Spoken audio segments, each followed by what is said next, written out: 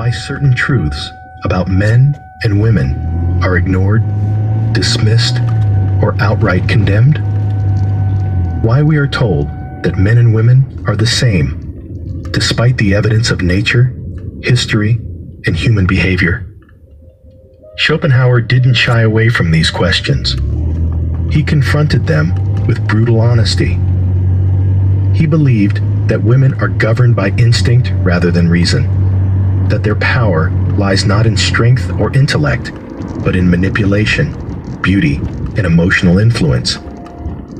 He argued that love, far from being a deep connection, is simply a biological trick, a fleeting illusion designed to serve nature's purpose, not our happiness. He had a rough one last week. This is just the beginning. I said he had a rough one last His week. views remain some of the most controversial in philosophy, not because they are outdated, but because they force us to ask uncomfortable questions.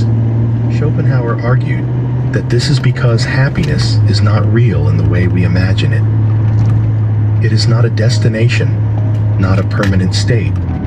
Think about it. If everything we believe about love, relationships, and gender is based on illusion, what does that mean for the way men and women interact today? And if Schopenhauer was right, what are the consequences of ignoring these differences? There is more to this than most are willing to admit. Let's uncover it. Few aspects of Schopenhauer's philosophy are as debated, dismissed, and fiercely criticized as his views on women. His writings on the subject were unapologetic, cutting, and to many, deeply offensive. Yet despite the outrage they continue to provoke, his arguments were not made out of mere resentment. They were based on what he saw as biological and psychological truths. Schopenhauer viewed women as ruled by nature, not reason. He believed their emotions, instincts, and desires shape their decisions far more than logic or higher thought. Unlike men, who he saw as striving toward ambition, philosophy, and intellectual achievement, women in his eyes were content with the immediate and the superficial, focused on security, social status, and fleeting pleasures rather than grand ideals. These ideas were not formed in a vacuum. Schopenhauer lived in a time when women were largely excluded from intellectual and professional life, reinforcing his perception that they had no inclination for deep thought. His personal experiences, including a famously bitter relationship with his mother and failed romantic pursuits, likely fueled his disdain. But despite the historical context, his core argument was not about social roles. It was about nature itself. Even today, his views remain unsettling. In an era that champions equality, the suggestion that fundamental differences between men and women extend beyond culture into the realm of instinct and cognition is widely rejected. Yet Schopenhauer was not trying to be polite. He was trying to expose what he saw as reality. Whether one agrees or not, his perspective forces an uncomfortable question. Are we shaped purely by society, or is there a deeper, biological truth we refuse to accept? Schopenhauer saw men and women as fundamentally different, not because of culture or education, but because of nature itself.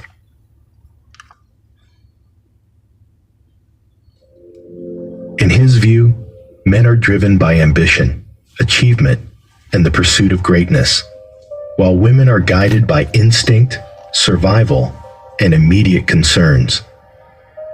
These differences are not accidental, but deeply rooted in biological necessity. Men, he argued, are built for creation, competition, and legacy. Their drive to invent, build, and conquer comes from a desire to leave a lasting mark on the world. Whether through intellectual pursuits, warfare, or artistic achievement, men seek to transcend the present, striving towards something greater than themselves. This relentless ambition, however, comes at a cost: restlessness, dissatisfaction, and an inability to find peace in simple pleasures. Women, in contrast, prioritize security over conquest, stability over ambition. Their focus, according to Schopenhauer, is not on reshaping the world, but on navigating it for survival. When your kid is hurting and there's nothing you can do about it. He believed that women, being more tied to nature, are pragmatic in their desires, seeking protection, comfort, and certainty rather than risk, struggle, or ideological pursuits. Because of this, he argued, women are often more content than men, as they do not carry the same existential burdens. This fundamental divide in values shapes everything, from relationships to societal structures. Men chase power and accomplishment, often at the expense of personal happiness. Women, attuned to survival, influence from the shadows, shaping events not through force, but through emotional and social maneuvering. For Schopenhauer, this was not a question of equality, but of different purposes. While men dream of changing the world, women ensure the world continues as it is. This distinction, whether one accepts it or not, defines the very fabric of human interaction. Schopenhauer believed that while men seek power through conquest, intellect, and dominance, women achieve influence in a far more subtle, indirect manner. He argued that women do not pursue power through force or direct control, but through persuasion, charm, and emotional leverage, weapons that are often more effective than brute strength. Unlike men, who shape the world through innovation and ambition, women, in Schopenhauer's view, shape the world by shaping men.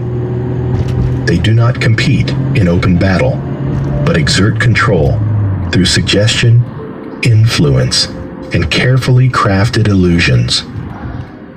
Their strength does not lie in authority, but in their ability to sway the decisions of those who hold it.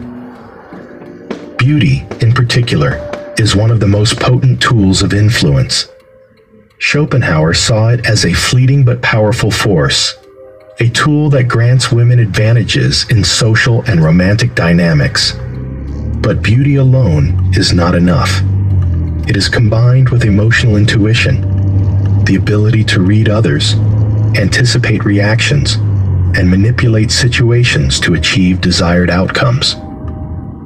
This form of power is often invisible, yet it dictates the course of relationships, family structures, and even political society itself.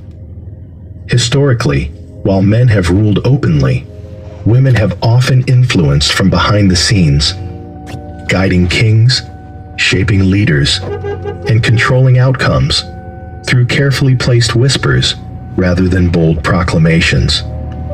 Schopenhauer did not frame this as a weakness, but as a different form of dominance. Men build empires, but women shape the men who build them. In his eyes, power is not always about who sits on the throne. It is often about who controls the one sitting on it. Schopenhauer believed that one of the greatest differences between men and women was their relationship to time. Men, he argued, are obsessed with the future, constantly striving for long-term goals, chasing legacy, and building towards something greater. Women, on the other hand, are more attuned to the present, prioritizing immediate needs and security over abstract ambitions. To Schopenhauer, this was not a flaw, but a reflection of nature's design. Women, focused on stability and survival, tend to seek comfort, social harmony, and practical benefits. They are less likely to risk everything for a distant dream or an uncertain reward. In contrast, men sacrifice comfort, health, and even relationships in pursuit of greatness. This relentless ambition, while often destructive, is what drives progress, invention, and the shaping of history. This difference in time perception influences nearly every aspect of decision-making. What you doing, Zach? Oh, I'm rehearsing for our T-Mobile home internet commercial. You gotta talk really fast. T-Mobile home internet ranks #1 in customer sat. In relationships, Schopenhauer saw women as naturally drawn to men who could provide immediate stability, rather than those who lived for uncertain future success. In social dynamics, he believed women focused on securing favorable conditions in the moment, rather than long-term ideological battles. Even in personal desires, he saw them as less likely to be consumed by existential worries or grand philosophical pursuits, choosing instead to engage in what brings immediate satisfaction. The question then is whether this should be seen as a weakness or a different form of intelligence. Is it wise to trade momentary pleasure for uncertain rewards? Is male ambition a virtue or merely another form of suffering? Schopenhauer did not present an answer, only the observation that men live for what could be, while women master what already is. Schopenhauer saw love not as a deep, transcendent bond, but as a biological deception, an illusion created by nature to ensure reproduction. He believed that what people call love is not a spiritual connection or a grand destiny, but a calculated instinctual force designed to serve one purpose: the continuation of the species. Attraction, in his view, has little to do with compatibility or personal fulfillment. Instead, it is dictated by subconscious biological needs. Men are drawn to youth and beauty, not because of romance, but because these traits signal fertility.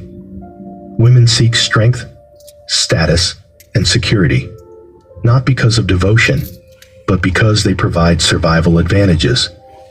What appears as emotional connection is, at its core, a programmed strategy for reproduction and protection. Schopenhauer argued that deception is woven into love itself. Both men and women manipulate to achieve their desires. Men feign commitment to access intimacy, while women use affection to secure stability. These tactics are rarely conscious, yet they govern relationships, ensuring that both parties play their evolutionary roles. The tragic irony is that once love has served its purpose, once attraction has led to reproduction or stability, its intensity fades. What was once seen as eternal proves fleeting, and the illusion crumbles. Romantic ideals do not hold up under cold reason. Love is not selfless, not pure, not eternal. It is a carefully constructed trick of nature. The poets and dreamers may write about devotion, but Schopenhauer saw through it. Love is not about happiness. It is about biology. And once this is understood, the entire foundation of romance collapses. Why are women so goddamn evil? That Jezebel spirit. That's what it is, y'all. Know what I'm saying? How many of us went through this shit? Can't eat, can't sleep. Motherfuckers lost their lives behind women and all types of shit, y'all. They always got shit going on and quick to get a motherfucker to jump you, get a motherfucker to kill you and all types of shit. Let's go. The evil wickedness of the Jezebel spirit. Only to end up heartbroken, used, or trapped. But 200 years ago, a philosopher named Arthur Schopenhauer exposed the raw truth about female nature. Truth so brutal, most men refuse to accept them. By the end of this, you'll see exactly where you've been deceived and how to finally take back control. So pay attention, because what you're about to hear isn't just controversial. It's the missing key most men will never grasp. Schopenhauer didn't believe in fairy tales. He saw love for what it really is. Not a spiritual bond, not destiny, but a biological trick. A ruthless illusion designed by nature for one purpose. Designed by nature for one purpose. Reproduction. Here's the uncomfortable truth. When you feel that electric attraction, that obsessive desire, that conviction that she's the one, your brain isn't connecting with her soul. It's calculating. Subconsciously assessing fertility, genetic compatibility, survival advantages. And women? Their attraction works the same way, just with different priorities. Schopenhauer wrote, "Love is the ultimate goal of almost all human effort. It is more important than anything else in life." But he didn't mean that romantically. He meant it as a trap. A fleeting chemical high that fades the moment it serves its purpose. Think about it. How many men have destroyed themselves for a woman who later walked away without a second thought? How many marriages crumble once the passion evaporates? That's not coincidence. It's nature's design.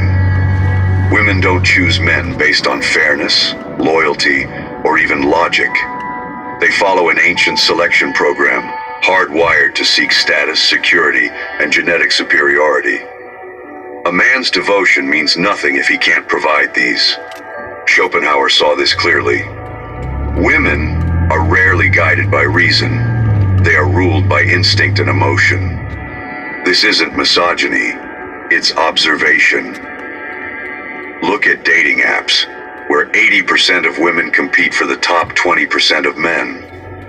Look at divorce courts, where commitment is rewarded with financial ruin. Look at history, where kings died for mistresses who betrayed them. The path who serve and those who are served.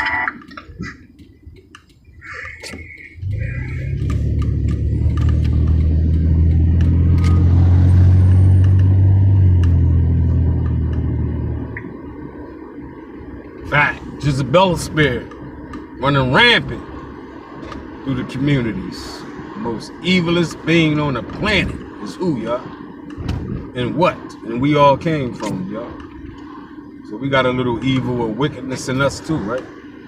If we come from the most evilest being on the planet, right?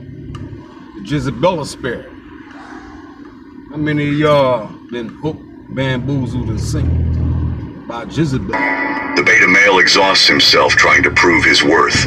The alpha commands worth effortlessly. One begs for loyalty. The other inspires obsession. You see this everywhere. The office worker who sacrifices his health for a promotion, hoping it'll make his wife respect him again. The gym rat who transforms his body, only to realize women now want him. But only for sex, not commitment. The simp who spends his paycheck on a girl who'll ghost him the second a higher status man appears. These men aren't victims, they're volunteers. But Schopenhauer didn't just diagnose the problem, he revealed the solution. The first rule of survival is to see the world as it is, not as you wish it to be. The man who thrives today isn't the one who clings to outdated romanticism. It's the one who masters the game. And the final truth, the game is rigged, but only if you're playing by the wrong rules. This is where most men give up, because the next truth is the hardest to swallow. It's not about women, it's about you. And the moment you face it, everything changes. Schopenhauer uncovered a disturbing truth that modern psychology now confirms. Women don't compete like men. They don't challenge you directly. They don't flex their power where you can see it. Their greatest weapon is invisible, instinctive, and devastatingly effective: emotional influence. While men fight with fists or logic, women wage war through perception. They don't conquer. They manipulate reality itself. Consider this. When a man wants something, he demands it. When a woman wants something, she makes you believe it was your idea. Schopenhauer saw this clearly. Women are adapted to a sedentary life by their lack of physical strength, and to the care of children by their natural inclination. Hence, they live more in the present than men. But this present moment focus gives them a dangerous advantage. They read micro-expressions, tone shifts, and social dynamics with near supernatural accuracy. A man thinks he's having a conversation. A woman is conducting an interrogation. Facts. Modern men believe they're in control of their relationships. They're wrong. From the first date to the divorce papers, most men fail without realizing it. The compliance test, how quickly you rearrange your schedule for her. The frame test, whether you stand your ground or cave to her emotions. The investment test, if you chase more than she does. Schopenhauer warned, women are instinctively crafty and have an innate talent for deception. This isn't evil, it's evolutionary programming. In a world where physical strength didn't secure survival, emotional intelligence became the ultimate currency. The woman who couldn't navigate male psychology didn't pass on her genes. Here's where modern men walk blindly into the trap. They confuse a woman's attention for genuine interest. But Schopenhauer revealed the dark reality. Women are most drawn to men who don't need them. The moment you make a woman your purpose is the moment she loses respect for you. This explains why nice guys finish last, vice their ambitions, why women pursue emotionally unavailable men. It's not that women want to be treated poorly. They're biologically wired to seek men of higher value. And nothing destroys perceived value faster than neediness. Every interaction with a woman contains an unspoken power struggle. Most men lose before they realize the battle began. She cries to avoid accountability. She withholds affection to train compliance. She flirts with others to test your confidence. Schopenhauer called this the tyranny of the weak. Women leverage their perceived vulnerability to control stronger adversaries. A man who falls for it becomes a slave. A man who recognizes it, he becomes unstoppable. But there's hope. Schopenhauer's most liberating truth is this. The first step to freedom is seeing the chains. Once you understand female nature isn't personal, it's biological, you stop taking it personally. You stop begging for loyalty and start inspiring it. The final lesson. The most dangerous lies aren't the ones women tell men. They're the ones men tell themselves. Facts. Schopenhauer's most devastating revelation wasn't about women. It was about the cold, unflinching reality of human nature itself. After exposing the brutal truths of attraction and power dynamics, he offered something far more valuable. The path to liberation. This isn't about defeating women. It's about transcending the game entirely. Modern men make one fatal error. They believe happiness comes from female validation. Schopenhauer saw through this illusion. The happiness which we receive from ourselves is greater than that which we obtain from our surroundings. The men who thrive aren't those who conquer women, but those who conquer themselves. They develop a purpose so consuming, so intrinsically rewarding, that female attention becomes a pleasant bonus rather than a life or death necessity. History's most remarkable men, the artists, the inventors, the warriors, weren't distracted by the chase of unshakable masculinity. 1. Schopenhauer warned that money is human happiness in the abstract, not for what it buys, but for the freedom it secures. The man who controls his finances controls his fate. 2. Philosophical depth. Most men live on autopilot. The exceptional man cultivates a mind sharp enough to cut through societal lies. He reads, debates, and thinks for himself. Facts. 3. Physical mastery. The body isn't just a tool for attraction. It's the vessel of your will. Weakness here breeds weakness everywhere. Here's where Schopenhauer's wisdom becomes revolutionary. The safest way of not being very miserable is not to expect to be very happy. This isn't pessimism. It's emotional armor. The modern man who stops begging for love, approval, or fairness suddenly finds these things come to him. Why?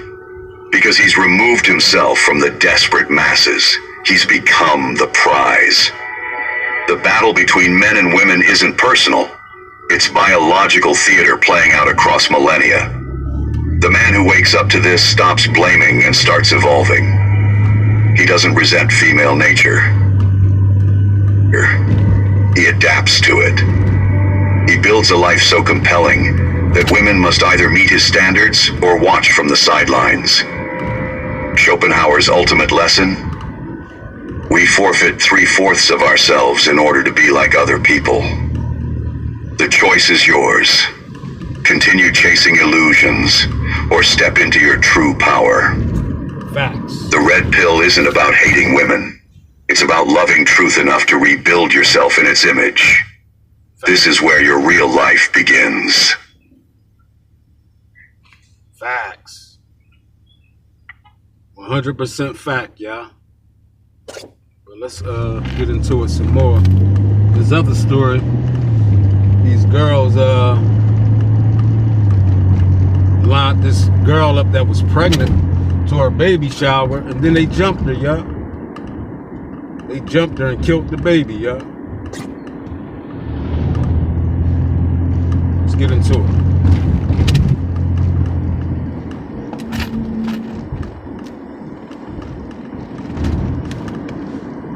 I said, damn, that's crazy. Sisterhood, fake shit.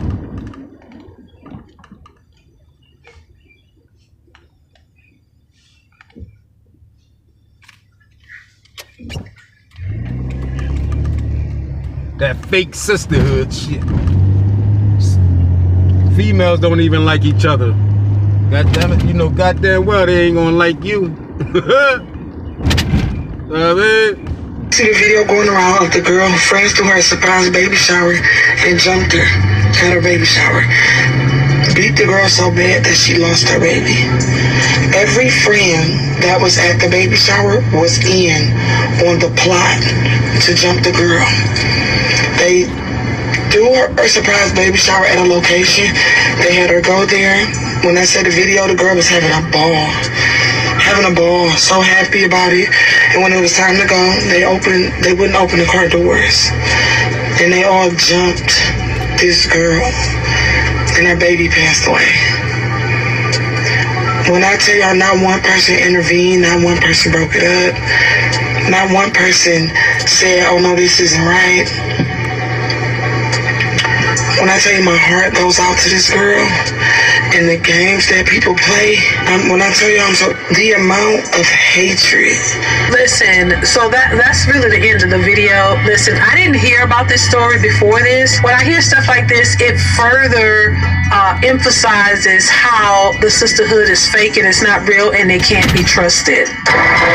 You know, there are a lot of women who complain about men and talk about how men are so horrible and so hard and this and that, but there are a lot of women out here who you cannot trust. They cannot be trusted. They are not your real friends. I don't know how many times I've seen this in real life and on social media. Women who say that, oh, the sisterhood, you know, we gotta stick together and women gotta do this and the men are our enemies, when the very person who's telling you that could be your very enemy.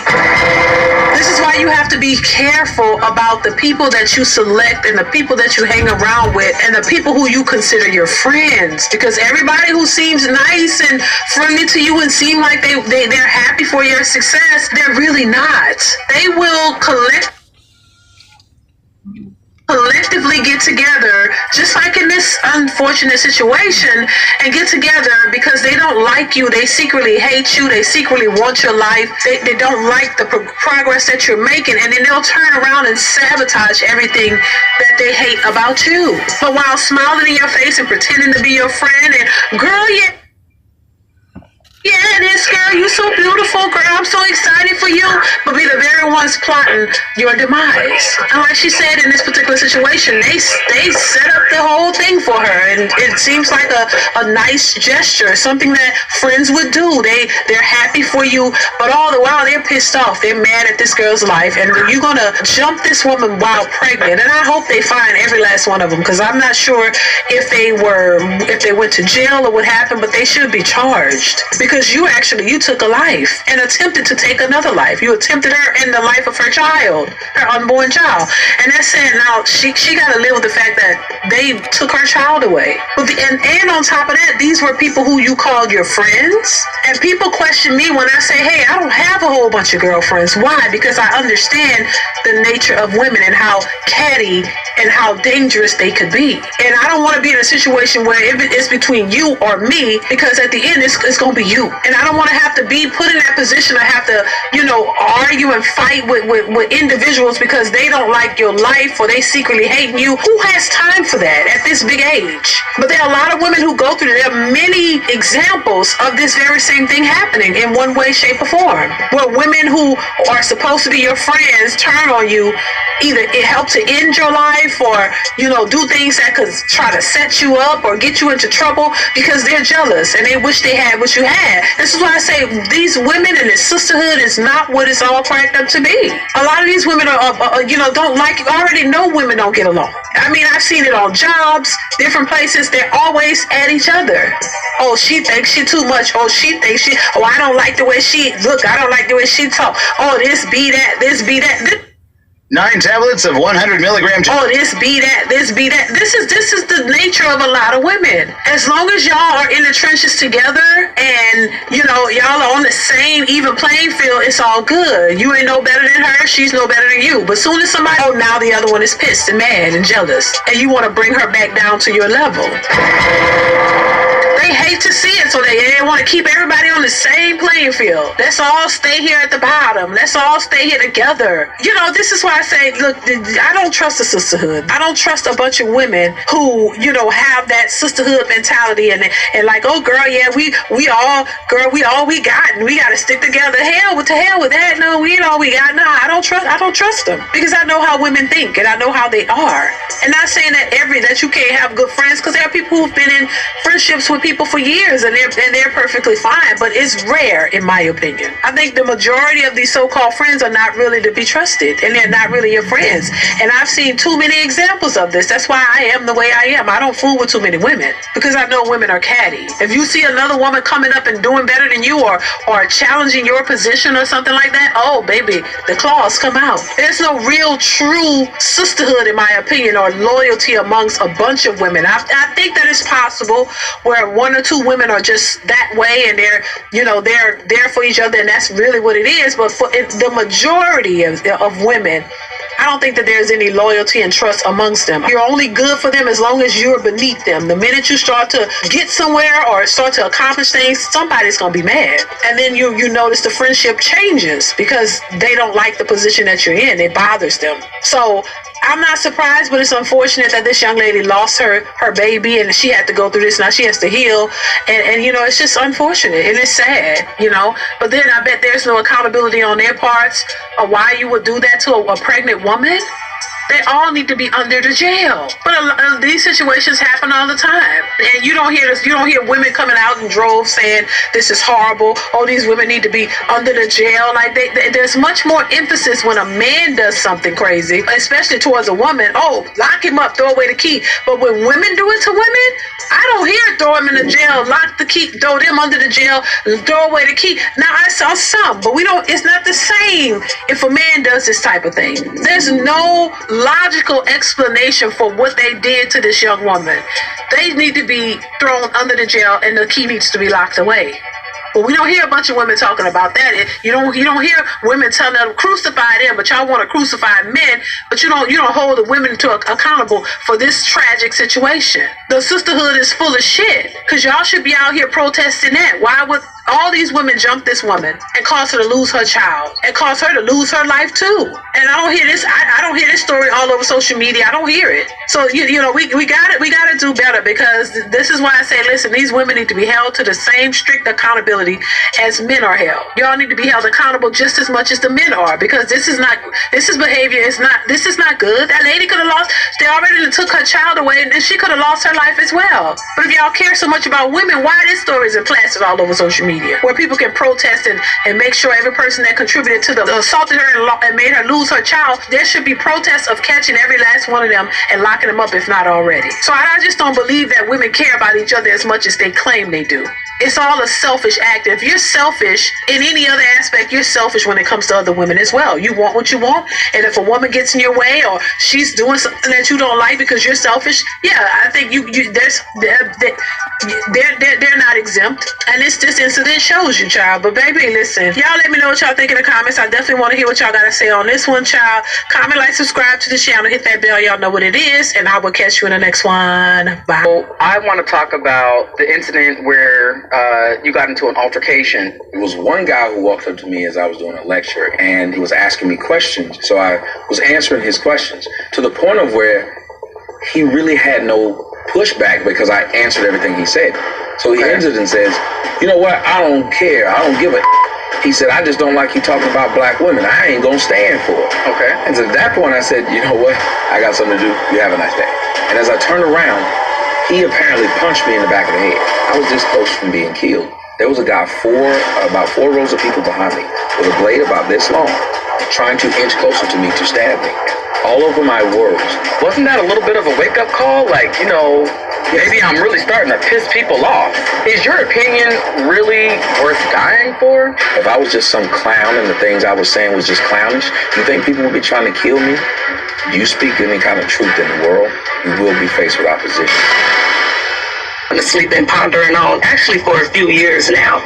I remember what the Bible said about women and you know, like the evil spirit, what the Bible says about the Jezebel spirit, and, you know, things I see that women do, things I know and heard that women do. The paternity issue, how these women lay next to a man for years, looking a kid in the eyes for years, knowing there's no relation. How good men get stomped out. Hold on. Let's stop there. I promise you, I'ma rewind it. I'ma play it in its entirety, and then we gonna go ahead and comment after that. But one thing that she said is absolutely diabolical, and it's a lot of women. We don't like to have this conversation. It's almost taboo, especially in certain communities, but there are a lot. And when I say a lot, there are a lot of y'all that don't even know who your real father is, and you grew up and you still probably believe that the man that raised you is your real father, and he don't even know that he's not your real father. There are a ton of mothers, grandmothers, great-grandmothers, and so on and so forth who have children by men that they then told the man that they was with that they are with. That is completely diabolical. And to speak to her point, are women evil? Are women purely evil? That's a hard case. If so many good women, and trust me, it's a lot of women that went to the grave with it, you'll never know. You'll never even know. Some of y'all believe that your father is one thing and you are a completely different kid. And it's a lot of guys that knew, had an inkling of it, and then loved her anyway. And I believe that men love much harder, much more fervently than women. It's a lot of people that have children, and for a woman to sleep with multiple different men and then get pregnant and then live with that for the rest of their life, you have to have something in you to hold that in. You know how stuff eat at you and it bothers you, and eventually you got to come forward with it and you have to clean up yourself, ask for forgiveness. Man, think about how many people and how many lineages is not even really the lineage of the person that they think that they are. And your DNA and your IQ and everything around it, and you were completely different than the person that she supposedly had a child with or married, that is a truly diabolical act, and very few people, let me not even say very few people, I'm not even sure that I know any men in real life that would be capable of dying with that lie. I mean, going down with the lie and dying with the lie in the workplace environment is one thing. When it comes to doing crime, that's another thing. But when you're talking about having a child and then having a man think that a child is his, there's a lot of women that will finesse the child support and family court laws in order to get the thing that's best, put men on the birth certificate knowing it's not his. I've seen cases and court cases of women that knew that the child wasn't his and was still going for child support, making his man pay for a child that's not his, refused to take accountability for it. And of course, I'm not saying that all women did it, obviously, that goes without saying, but the fact of the matter is there is a large demographic of women that lean into this, and it is absolutely positively diabolical. You got to be a different type of person to punish a kid, for example, because you don't necessarily care about, or you bitter about the fact that you're no longer with the child's father, or, you know, keep a man from his kid and stuff. And these are some of the biggest examples as to why men want to update and redo family court laws that was established at a time that women didn't have as many options, and then men got taken to school and they got threw in jail because of certain things. And I seen a guy go to jail for back child support for a child that was paternity proven that it wasn't his kid. Like, you have to be a diabolical person. Facts. Facts. So that's the topic this morning, ladies and gentlemen. Are women purely evil? Is it in their nature? When they say good and evil, who was they talking about? The Most High and the devil, who was they talking about? Are women purely evil, ladies and gentlemen? And I know we all encountered some real purely evil people, because it's men that's evil. But this topic is about you females, you Jasmine Crockett's, you Kamala Harris's, you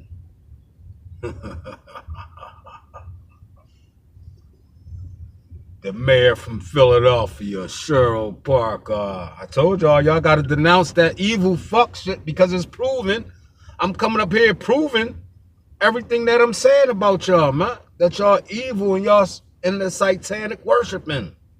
With these cults y'all took oaths to, right?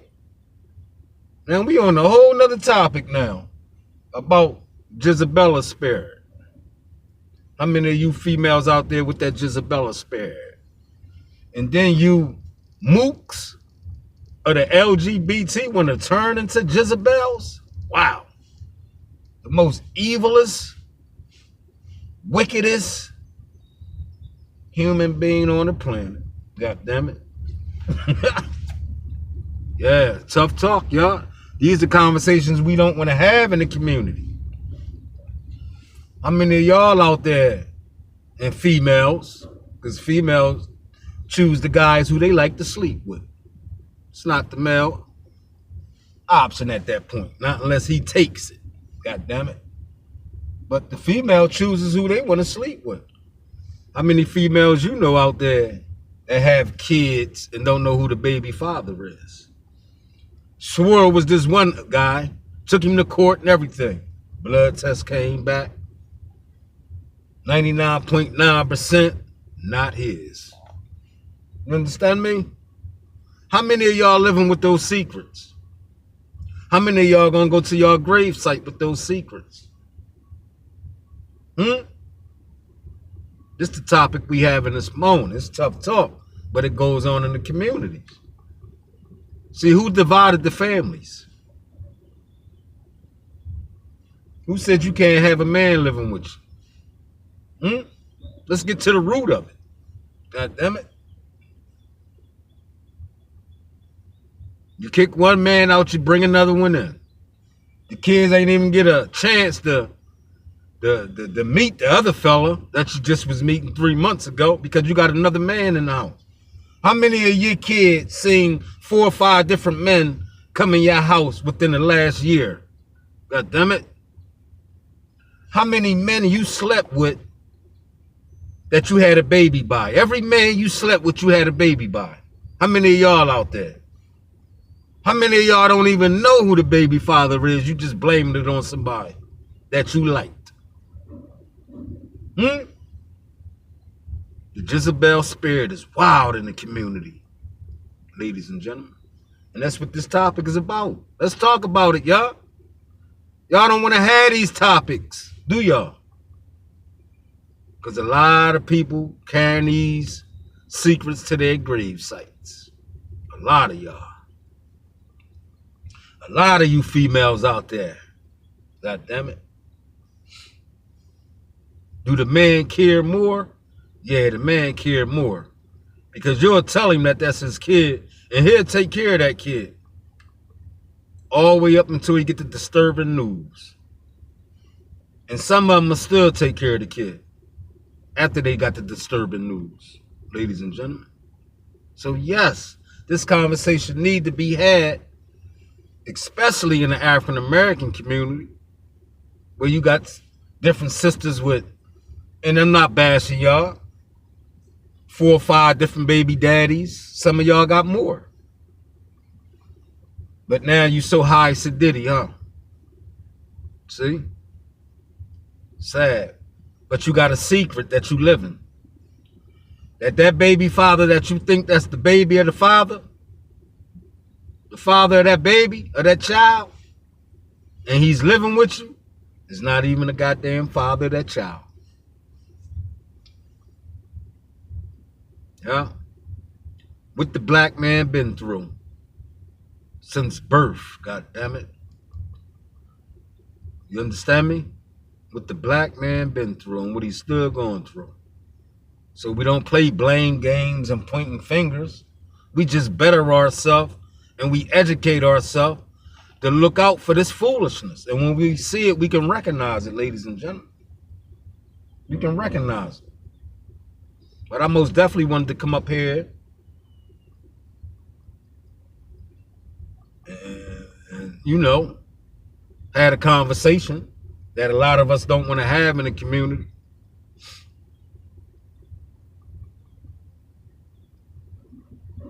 How many fathers out there that's taking care of their kids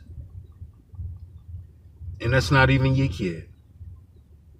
You understand me? But it's a scripture in the Bible that say one day you're going to be responsible for a whole nother family that's not even yours. And it's in your scriptures, ladies and gentlemen. You're going to be responsible for a family that's not even yours. Let's go with Matthew 25:31. All right? Matthew 25, verse 31 through 46. All right? All right, ladies and gentlemen. Check it out. Check out Luke, verse 10, 27 through 28.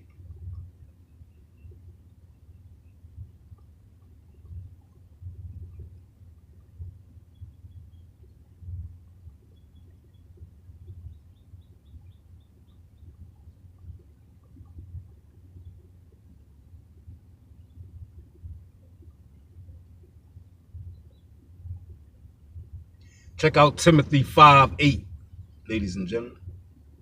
Check out Timothy 5:8 too.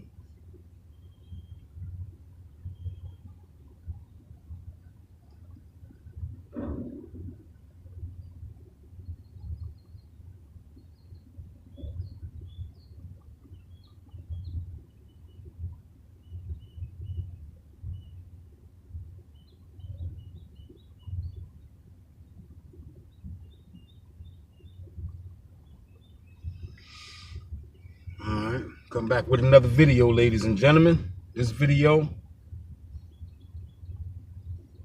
was about the true wickedness of the Jezebel spirit that runs rampant through communities, not just black, white, green, red, orange, yellow, purple.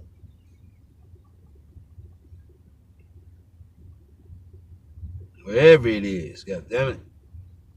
There was another story they was talking about, but that's gonna be on another video.